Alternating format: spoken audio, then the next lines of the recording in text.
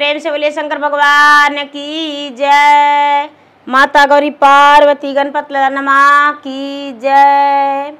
गुरु भाई बहना, मैं एक कथा सुनाने जा रही हूँ, वट सावित्री व्रत की कथा। जो आप सुहागन अपने सुहाग की लंबी आयु के लिए भगवान से कामना करते हैं, भगवान से प्रार्थना करते हैं और वट वृक्ष का पूजा करते हैं, परिक्रमा करते हैं, काचे सूत बांधते हैं, फल फूल चढ़ाते हैं और अपने पति को पंखे से हौंकते हैं। पहले वट वृक्ष को, उसके बाद अपने पति को टीका लगाते हैं। जैसे भगवान को पूजा करते हैं उसी तरह अपने पति को भी पूजा करते हैं। जिनका पति प्रदेश में रहते हैं तो पंखा को बड़े संभाल कर रखते हैं और जब उसके पति आते हैं तब वो पंखा से हौंकते हैं और अपने पति को चरण छू के आशीर्वाद भी लेते हैं। तो चलिए कथा की बिना देर किए हुए शुरू करते हैं। गुरु भाई बहना, एक राजा थे और एक रानी। राजा का संतान नहीं होता था। राजा संतान के बिना बड़े दुखी रहते थे। राजा पूजा पाठ सब कुछ किए लेकिन फिर भी संतान नहीं हुआ। धीरे धीरे समय व्यतीत होते रहा लेकिन राजा का ब्याह का कई वर्ष बीत गया। राजा निसंतान ही रह गए। राजा एक दिन दरवाजे पर बड़े दुखी मन से बैठे हुए थे और राजा के द्वार पे दो छोटे छोटे बच्चे भिक्षा मांगने आया। राजा दोनों बच्चे को बड़े प्यार से ताकने लगे। ताकते ताकते आंखों में आंसू ले लिए और कहते, आहा कितना सुंदर बच्चा है, भिक्षा मांग रहा है, काश मेरा बच्चा होता और इसे हम राजमहल के अंदर रख के और इसे राज का उत्तराधिकारी बनाते।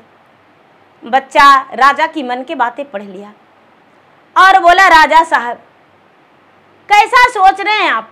अरे मैं तो एक भिखारी ठहरा, आपके राजमहल का सुख तो कोई और भोगने वाला है। राजा कहते हैं, बेटा मैं निसंतान हूं और मेरा मन की बात, इच्छा की बात कैसे जान गया? बालक बोला, महाराज क्योंकि मैं भिखारी हूं, कई दरवाजे जाता हूं, कई किस्म के लोग मिलते हैं। कोई बुरा भला कहते हैं, कोई मार भी देते हैं, कोई प्यार से मुझे भोजन भी करवा देते हैं, कोई भिक्षा देकर चला देते हैं, कोई ना भी देते हैं। इसीलिए मैंने आपका मन का बात पढ़ लिया और आपको कह दिया। राजा कहते हैं कि तो क्या मुझे संतान होगा? हाँ महाराज, संतान होगा, लेकिन आपका संतान का आयु सिर्फ 20 वर्ष का रहेगा। जिस दिन 20 वर्ष पूरा होगा उसी दिन आपका पुत्र मर जाएगा और बहू विधवा हो जाएगी और आपका संतान स्वर्ग सिधार जाएगा। राजा कहते हैं कि उसको बचने का कोई उपाय नहीं? तो नहीं, हम बस इतना ही जानते हैं कि आपका पुत्र होगा लेकिन 20 वर्ष का आयु होगा। एक गुरु भाई बहना, राजा कहते हैं इसके लिए क्या उपाय करना पड़ेगा? दोनों बच्चा कहता है, राजा साहब अभी बगीचे में बड़ा सुंदर सुंदर फल है, आम का मौसम है, आप बगीचे में जाइए और आम, कच्चा कच्चा आम आप खुद को तोड़ लीजिए। उस पेड़ में से तोड़ना है जो पहला फल दिया हो, कभी वो फल नहीं दिया है, जो इस बार ही फल दिया है, उसी में से फल तोड़ना है और फल तोड़ के और भगवान को भोग लगा के और उसको गाय माता को खिला देना है। राजा बोले कि ठीक है। इतना बच्चा बोलकर और भिक्षा लिया। राजा कहते रह गए कि भोजन कर लो, चाहो तो मेरे राजमहल में रह सकते हो। लेकिन दोनों बच्चा बोला, दीदी हम आपके राजमहल का उत्तराधिकारी नहीं बन सकते, आपके राजमहल में हम एक नौकर बन के नहीं रह सकते। आपके राजमहल में हम नहीं रह सकते। दोनों बच्चा चला गया। राजा मन ही मन सोचने लगे कि आम का वृक्ष के पास मुझे जाना चाहिए और आम लाना चाहिए। राजा आम के वृक्ष के पास चले गए, आम तोड़े और लाकर आम को भगवान के स्नान करके भगवान को मंदिर ले गए। राजा पूजा करके गौ माता को खिला दिए। धीरे धीरे समय व्यतीत होने लगा। कुछ ही दिन के बाद रानी गर्भवती हो गई। रानी जब गर्भवती हो गई तो राजा को चिंता सताने लगा, मेरा बच्चा तो जन्म लेगा, लेकिन 20 वर्ष ही आयु उसका है। धीरे धीरे समय बीतता चला गया। 9वां महीना के बाद रानी का वो दृश्य एक सुंदर पुत्र जन्म लिया। और जब सुंदर पुत्र जन्म लिया तो राजा का सारा बातें याद नहीं रहा, भूल गए। राजा का कोई बात नहीं याद रहा और राजा खुशी में साथ हो गए। बेटा को देखकर हर दर्द भूल गए, हर दुख भूल गए। पूरे राज्य में खुशी मनाया गया, पूरा भोज भंडारा हुआ, साधु महात्मा को राजा दान दिए। अब धीरे धीरे समय बीतने लगा और 12 दिन बीत गया।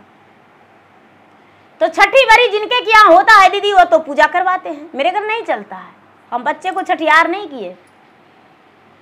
तो छठियार के दिन राजा 12 दिन पर छठियार रखे और पूरे प्रजा को भोजन के लिए अपने घर में आमंत्रण किए। जहां तक के कि काशी जी से ब्राह्मण बुलवाए राजा साहब कि मेरा बेटा को नामकरण और ग्रह गोचर देखेंगे। राजा के यहाँ काशी जी से ब्राह्मण आए। ब्राह्मण जैसी पत्रा देखते हैं तो ब्राह्मण का आंख से आंसू झरझर गिरने लगा। राजा कहते हैं, महाराज आपका आंखों में आंसू कैसा? ब्राह्मण सोचते हैं राजा कुल में एक पुत्र जन्म लिया है और यदि सत्य बता देंगे तो राजा तो मर जाएगा, रानी मर जाएगी। इस बात को राजा के सामने नहीं रखा गया। पूरे हित परिवार रिश्तेदार सारे लोग थे, ब्राह्मण नहीं बताए। अब क्या होता है दीदी, धीरे धीरे वो बच्चा बड़ा होने लगा। अब इतना होनहार बच्चा, इतना तेज बच्चा, इतना तेज बच्चा कि जिसका कोई कहना नहीं, जितना हूँ कहे उतना हूँ कम पड़े। इतना तेज बच्चा, पढ़ने में लिखने में हर चीज में जल्दी जल्दी बड़ा भी हो रहा है। बच्चा 12 वर्ष के हो गया। जब 12 वर्ष के हो गया गुरु भाई बहना, तो आज एक ही बार बहोर बहोर हो जाता है, लेकिन पहले ब्याह होता था तो गौना होता था। तो सब कोई राजा साहब से कहने लगे कि ये राजा साहब आपका एगो बेटा है तो ब्याह नहीं करेंगे आप? राजा कहते हैं कि क्यों नहीं ब्याह करेंगे, मेरा बेटा एक है तो क्या कुमारा रह जाएगा? कुमारा नहीं रहेगा, मेरा बेटा को ब्याह होगा। राजा ब्याह के ऐलान कर दिए कि मेरा बेटा ब्याह योग हो गया है और हम बेटा को ब्याह करेंगे। एक गुरु भाई बहना, राजा साहब के बेटा का ब्याह का तैयारी हो गया, शादी तय हो गया। राजा साहब बेटा के ब्याह कर दिए बड़े धूमधाम से, बारात साज के। जब रानी का विदाई हुआ राजकुमारी का,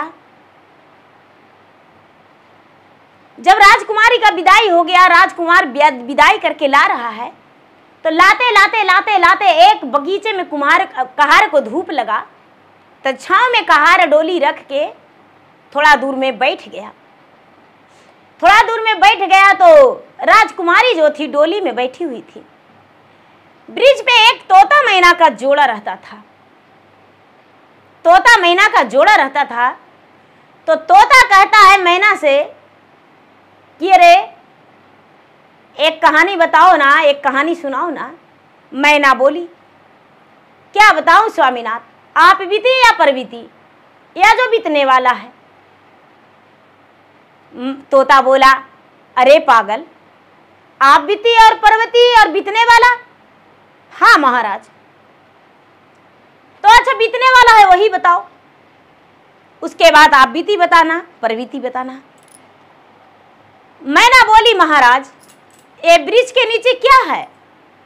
तोता बोला, डोली है, डोली में नया दुल्हन है जो हम लोग का नसीब में नहीं होता है। अरे हम तो चिड़िया चुरगू हैं, घोंसले में रहते हैं, होगा कोई राजघराने की बहू?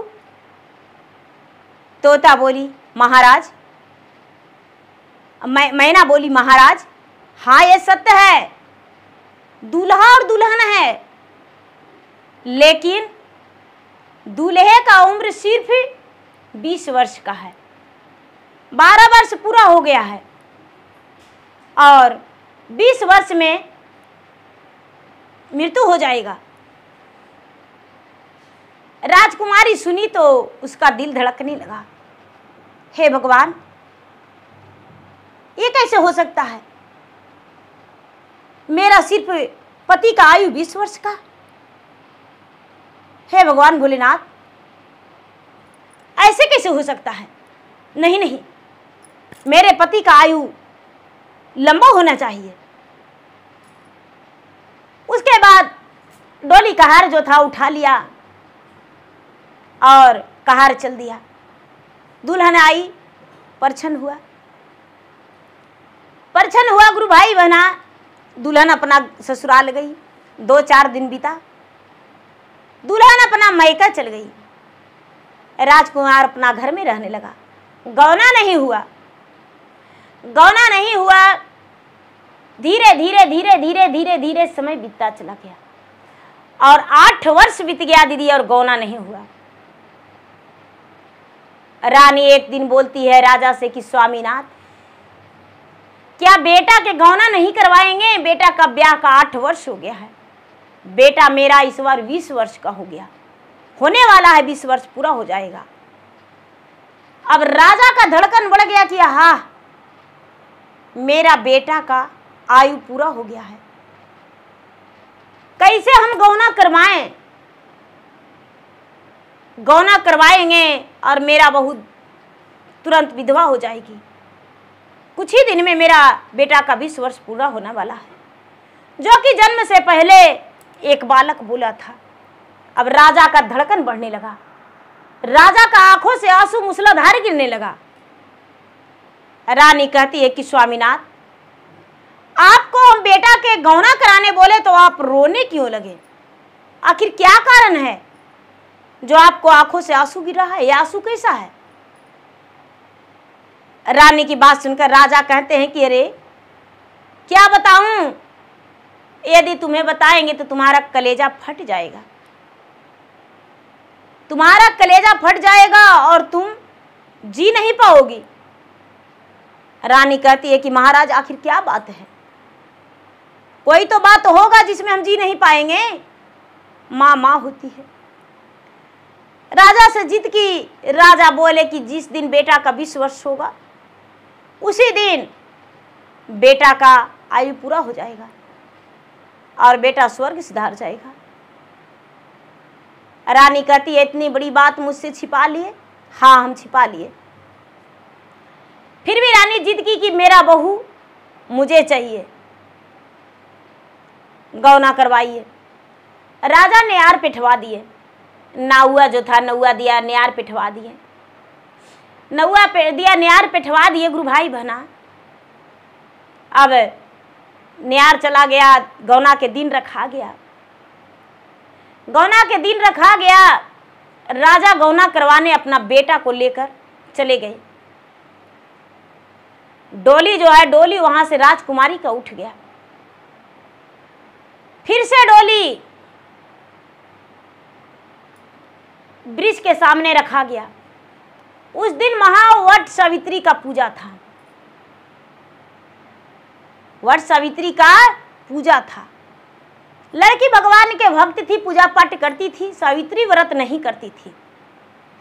रास्ते में डोली रखा गया और डोली जब रखा गया तो राजकुमारी और राजकुमार दोनों बातें कर रहे हैं आपस में, और बातें करते करते दीदी राजकुमारी असुहागन हो गई, उसका सुहाग खत्म हो गया, यानी राजकुमार का देहांत हो गया। राजकुमारी पूरा रोने लगी। थोड़ी दूर पे एक वट वृक्ष था जहां पर हर सुहागने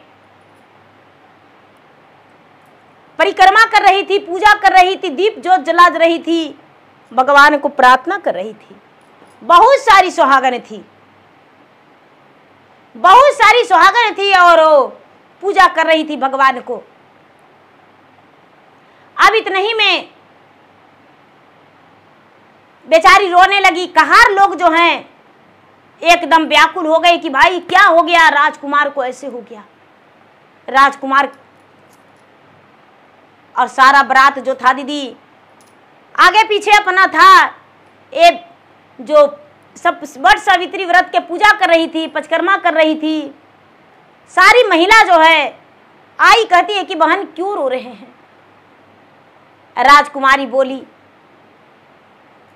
बड़ा दिल में चोट देते हुए बोली कि हम ना जनली शिव गुरु दुखवा पार से मिट्टियों में गई शिव गुरु सिंदूरा हमारा रे मिट्टियों में गई शिव गुरु सिंदूरा हमारा रे टूटियों में गेले शिव गुरु हाथ शंखा चूड़िया उतरियों में गेले शिव गुरु सोलह सिंगार रे फटतई धरती आए शिव गुरु हमहु सामयती हो रे फटतई धरती आए शिव गुरु हमहु सामयती हो।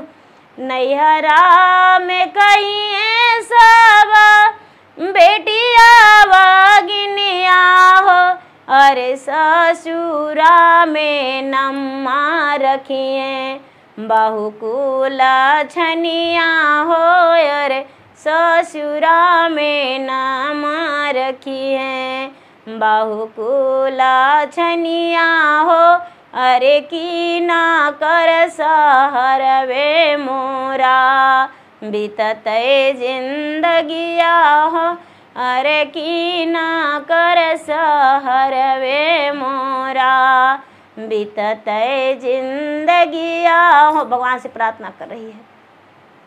सारे लोग कहते हैं कि ये बहन हम लोग वट सावित्री व्रत की पूजा कर रहे हैं, चलो अपना पति के लिए चलो।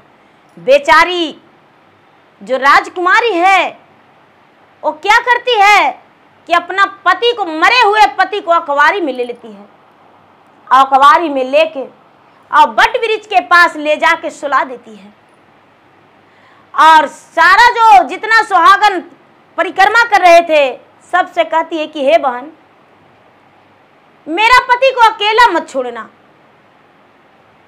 मेरा पति को अकेला मत छोड़ना। परिक्रमा करके और वट वृक्ष से कहती है कि हे महाराज हम अपना पति को आपके पास थाती दे रहे हैं और सारी मेरे बहना जो है सुहागने ये सब प्रूफ में है और हम आ रहे हैं, मेरे पति को सुरक्षा रखिएगा, एक चिट्ठी भी मेरा पति पर नहीं चढ़े। और पति को सुला के और जो वर का पत्ता होता है दीदी उसी से अपना पति को तोड़ तोड़ के ढक के और तिलक लीलार लगा के परिक्रमा करके वट वृक्ष को परिक्रमा करके और जो सूत बंधा हुआ था, जो सब दीदी लोग सूत बंधे थे दीदी, वो सूत तोड़ के अपना पति के कलाई में बांध के और कहती है कि हे भगवान हम बंधन दे के जा रहे हैं, बंधन नहीं टूटना चाहिए। और अपना शरीर को त्याग करती है रानी सती रानी थी, राजकुमारी, अपना शरीर को त्याग करती है और उसका आत्मा निकल जाता है और वो ब्रह्मलोक चल गई। ब्रह्मलोक चल गई और ब्रह्मा जी से जाके खुली बाल, एकदम फर फर उसका बाल उड़ रहा है, एकदम दुर्गा काली के रूप धारण कर ली और जाके ब्रह्मलोक में ब्रह्मा जी से कहती है कि महाराज आप यहाँ चुपचाप मुस्कुरा रहे हैं और मेरा विपति जो है वो, ब्रह्मा जी कहते हैं अरे यहाँ तो मरे हुए लोग आते हैं, तुम तो जीवित हो और तुम मेरे पास कैसे आ गई हो। ब्रह्मा जी से कहती है कि महाराज मुझे क्या लिखे थे, मेरा कर्म में क्या लिखा हुआ था। ब्रह्मा जी कहते हैं कि ठीक है तुम्हारा देखते हैं क्या लिखा हुआ है। ब्रह्मा जी जब उसका उलट के देखते हैं तो कहते हैं कि तुम तो सदा सुहागन हो, तुम्हारा लिखा हुआ तो नहीं है कि तुम विधवा हो जाओगी, लेकिन तुम्हारा पति का आयु सिर्फ 20 वर्ष का था। राजकुमारी एवं कहती पति का आयु 20 वर्ष का था, लेकिन मुझे क्यों नहीं विधवा लिखा था, मेरा पति का प्राण वापस चाहिए। और अभी हम श्राप दे देंगे कि पूरा ब्रह्मलोक और पूरा ब्रह्मांड में अग्नि प्रवेश हो जाएगा और पूरा जल के भस्म हो जाएगा। और एक पैर पे जो लड़की है वो पूरा नाचने लगी, खुली बाल में एकदम नाचने लगी। सारी देवी देवता का जो आसन था एकदम डगमग डगमग डगमग डोलने लगा। सारी देवता का आसन डगमग डगमग डगमग डोलने लगा और सब देवता जो है थर थर कांपने लगे कि कौन ऐसा सती नारी जो है जो पूरा ब्रह्मांड को डोला दी है। ब्रह्मलोक के, विष्णु लोक के, देवलोक के, शिवलोक के सबको डोला दी है। कौन ऐसा नारी सतीव्रता पतिव्रता आ गई है। सब देवी देवता एक जगह हो गए दीदी, और एक जगह होके और कहने लगे कि बोलो तुम्हें क्या चाहिए। राजकुमारी सती स्त्री कहती है कि बस मुझे कुछ नहीं चाहिए, 5 चुटकी सिंदूर जो मेरा मांग में है वो सिंदूर नहीं है, ये तो राख हो गया है, वो मुझे लौटाना है, मेरा सिंदूर लौटा दीजिए। सब देवी देवता कहते हैं कि नहीं, ये कैसे हो सकता है, ऐसा नहीं हो सकता है, तुम्हारा पति का प्राण नहीं लौटेगा। सती नारी राजकुमारी कहती है कि तो महाराज मेरा भी वचन सुन लीजिए, यदि मेरा पति का प्राण नहीं लौटेगा तो हम भी पूरे ब्रह्मांड को श्राप दे देंगे। आवाज एक विधवा स्त्री श्राप दे देंगे तो श्राप अवश्य लगेगा, क्योंकि मेरा पति का आयु 20 वर्ष का था, मेरा आयु नहीं था। सब देवी देवता जो हैं, लक्ष्मी सरस्वती, सब कहते हैं कि ये विधवा नारी यदि श्राप दे देगी तो श्राप लग जाएगा, महाराज इसका पति का प्राण लौटा दीजिए, पति का प्राण लौटा दीजिए। कहते हैं नहीं, ये कैसे हो सकता है, तो धर्म का विरोध है। जो ब्रह्मा जी हैं वो बार बार वही खाता उलट रहे हैं कि इसका तो विधवा लिखा हुआ नहीं है। अब यहाँ का होता है दीदी, यहाँ पर कि इसको माता पिता के कहानी बता देते हैं। डोली कहार वाला तो भैया अपना घर चला गया और जो बारात थे बारात घर गए, बीच में तो किसी को कोई मिला नहीं, बीच में कोई तो मिला नहीं। बेचारा डोली कहार वाला भैया, डोली कहार वाला भैया कैसे पैसा मांगते हो तो चले गए अपना घर। और जो सती नारी है, सब लोग जो परिक्रमा कर रही है, भगवान से कर रही कि हे भगवान, हम 1 वर्ष के व्रत जो के हम दान करते हैं, जो इसका पत्नी है उसका सुहाग लौटा दीजिए।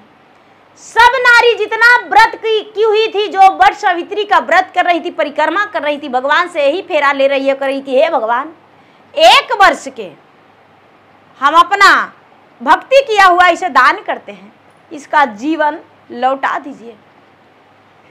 और वहां पर सैकड़ों लेडीज थी। 100 बरस हो गया दीदी, एक बार के पूजा तो 100 बरस का पूजा हो गया। अब ये लड़की जो थी, इसके तो कुंडली में व्रत भी हो गया, इसका पति का नाम से कितना व्रत हो गया, वट सावित्री व्रत का पूजा हो गया। जो ब्रह्मा जी हैं वो कहते हैं कि अरे तुम्हारा तो कितना व्रत किया हुआ है, तुम्हारे पति का नाम का कितना सावित्री व्रत पूजा है। महाराज हम कुछ नहीं जानते हैं, मेरा पति का प्राण लौटा दीजिए। ये लड़की जो है अपना सर से अग्नि प्रज्वलित कर दी, और अग्नि वहां धधक गया ब्रह्मलोक में। धाए धाए धाए धाए धाए धाए धाए धाए पूरा अग्नि। कहते भगवान से भी भक्त बलशाली होता है, भगवान से भी सच में भक्त बलशाली होता है। भक्त के पास वो शक्ति है जो भगवान के पास नहीं। भगवान को रिझाता है कौन? भक्त रिझाता है। अग्नि प्रज्वलित कर दिया और ब्रह्मलोक में अग्नि जो है फैल गया, जलने लगा। अब सारा देवी देवता त्राही त्राही हो गए। ब्रह्मा जी और विष्णु जी, नारद जी, शंकर भगवान सब लोग कहने लगे कि इसका पति का प्राण लौटाना होगा, पति का प्राण लौटाना होगा। जो राजकुमार है उसके घर में सब लोग त्राही त्राही हो गए। उसके माता पिता समझ गए कि लगता है कि मेरा बेटा का देहांत हो गया। उनके घर में पूरा लकड़ी कट के, चंदन के लकड़ी कट के और ढेर लगा दिया गया कि बेटा को खोज के लाया जाएगा और सारा पर सजा के और उसका चिता जलाया जाएगा। रानी और राजा सबसे बता दिए कि मेरा बेटा का 20 वर्ष की आयु था। कहार जो था, कहार भी बता दिया जाके कि राजा साहब आपका बेटा का देहांत हो गया है। राजा पूरे व्याकुल थे, रानी प्रजा सब लोग व्याकुल थे। अब जब तक गुरु भाई बहना बेचारी यहाँ ब्रह्मलोक में है, उसके माता पिता आके और जो उनके नगर के लोग हैं सब आके और बट वृक्ष के पास से अपना बेटा को सब को लेकर चले गए। अपना बेटा को सब को लेकर चले गए और ले जाके कहते हैं कि मेरा बहू। और सारे लोग कह रहे हैं कि नहीं नहीं, एक स्त्री थी, उसका देखिए ये पड़ी हुई है, वो बोल के गई है कि इसे मत ले जाने दीजिएगा। सारा लोग कहते हैं अरे बेटा मर गया, पुतोहियो मर गई, बेटा मर गया, पुतोहियो मर गई, क्योंकि अपना शरीर को त्याग करके गई थी, उसको तो आत्मा निकला था। बेटा मर गया, पुतोहियो मर गई। जो सास और ससुर है राजकुमार के माता पिता, दोनों को माटी को लेकर चले गए और राजा अर्थी सजवा दिए शमशान घाट में। नहा धो के दोनों के कपड़ा पहना के और शमशान घाट में ले जाके सारा पर रचा गया। दोनों का अर्थी, दोनों का सबका सारा पर रचा गया। दीदी लोग परिक्रमा कर रहे हैं उसका मुखअग्नि देने के लिए। और ब्रह्मलोक में अग्नि जो प्रज्वलित हुआ, अग्नि फैल गया तो ब्रह्मलोक में सारी देवता एकदम थरथराने लगे और थरथरा के कहते हैं कि जाओ सती नारी, तुम्हारा पति का प्राण हम वापस करते हैं, लेकिन पहले एक बार देख लो, लेकिन तुम्हारा पति कहाँ है और तुम कहाँ हो? देख, जो नारद जी हैं वो दिखाएं कि देखो। अब तो इसका थरथराने लगा। इंद्र महाराज से कहती है कि हे इंद्रदेव, मेरा पति का लाश नहीं जलना चाहिए, आप वर्षा बरस जाइए। इंद्र महाराज जो हैं वर्षा बरसने लगे, मूसलाधार बारिश होने लगा। सारे लोग, आंधर तूफान आ गया, सारे लोग एक तरफ हो गए। भाई पानी पड़ रहा है, लाश कैसे जलेगा? सब लोग एक तरफ हो गए, मूसलाधार बारिश बरसने लगा। इंद्र महाराज का कृपा। अब कहती है कि महाराज अब मेरा पति का प्राण लौटा दीजिए। सारी देवता जो कहते हैं कि ये अग्नि जो है अग्नि का बुझा दो, सत्य के अग्नि बुझ गया। सब देवी देवता सब इस पर प्रसन्न हो गए, लक्ष्मी, सरस्वती, पार्वती। लक्ष्मी, सरस्वती, पार्वती, शंकर भगवान, ब्रह्मा, विष्णु, नारद जी, गणपत और सती राजकुमारी सब लोग शमशान घाट पहुंच गए क्षण भर में। और शमशान घाट पहुंच के और शंकर भगवान जो है अपना भभूत को छिट दिए दोनों पे, क्योंकि इसका आत्मा था निकला। दोनों का आत्मा उसमें प्रवेश कर गया। लकड़ी बोझा हुआ, एकदम लकड़ी ऐसे उठा जो छितिर बितिर लकड़ी हो गया और दोनों खड़ा हो गया। सारे लोग कहीं पानी के कारण छुप के बैठे हुए थे। कुछ दूर से लोग देख रहे हैं, कह रहे हैं कि अरे भगवान के तो कोई देखा नहीं कि भगवान यहाँ पर आए। ब्रह्मा और विष्णु महेश को कौन देखता है, लक्ष्मी माता, सरस्वती, पार्वती को कौन देखता है। तो अर्थी पर से उठा, जीवित होके वो सब देखा। अरे अरे अरे देखो पानी पड़ा, और लगता है कि पता नहीं उसका मुंह में पानी गया, क्या हुआ, लगता है दोनों बच गया है। अरे चल के हम लोग देखो। कोई कहता है नहीं नहीं नहीं, अरे बाप रे उसमें भूत समा गया है, शमशान घाट में है, मत जाओ नहीं तो मर जाएगा। नहीं नहीं नहीं नहीं जाओ। गुरु भाई बहना, कुछ लोग जो थे दयालु थे, उसके पास लग रहा था कि नहीं वो जीवित हो गया है। उसके पास गए, दोनों चरण छुआ, अपने से बड़े को आशीर्वाद लिया और बोला कि आप सबका आशीर्वाद है जो मेरा प्राण फिर से वापस आ गया है। रानी तो बेचारी बेहोश थी। रानी बेहोश थी।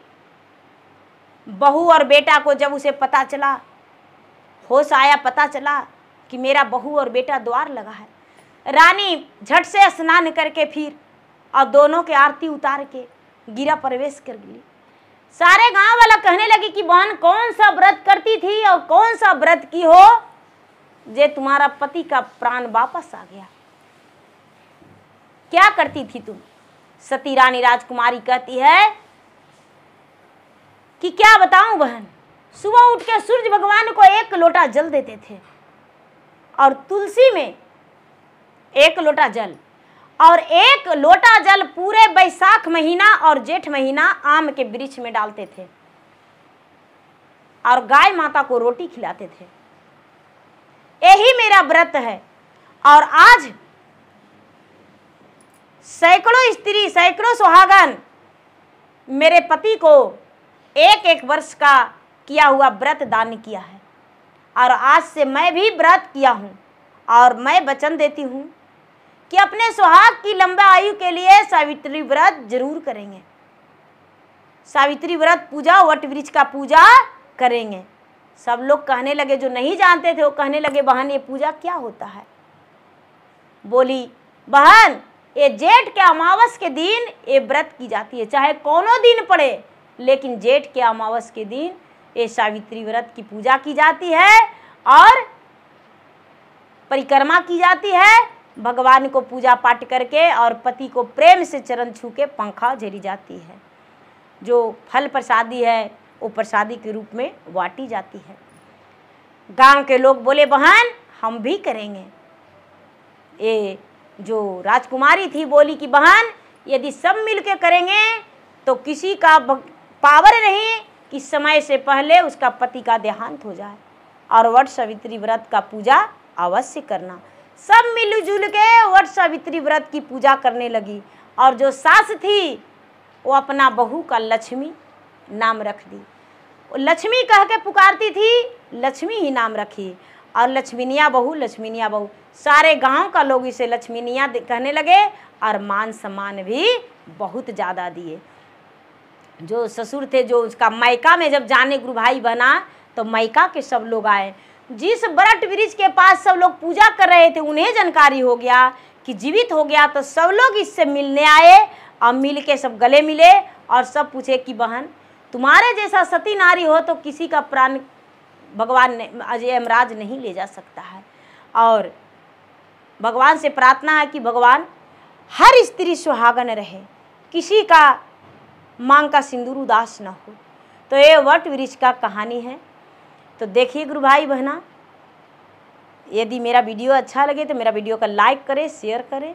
चैनल पर यदि नए हैं तो चैनल का सब्सक्राइब करें, बेल आइकन घंटी को दबाएं, जो कि मेरा वीडियो का नोटिफिकेशन सबसे पहले आपके पास जाए, आप मेरा वीडियो सुन सके। कमेंट बॉक्स में हर हर महादेव, जय शिव गुरु जरूर लिखे। धन्यवाद। हर हर महादेव, घर घर महादेव। प्रेम से बोलिए शंकर भगवान की जय।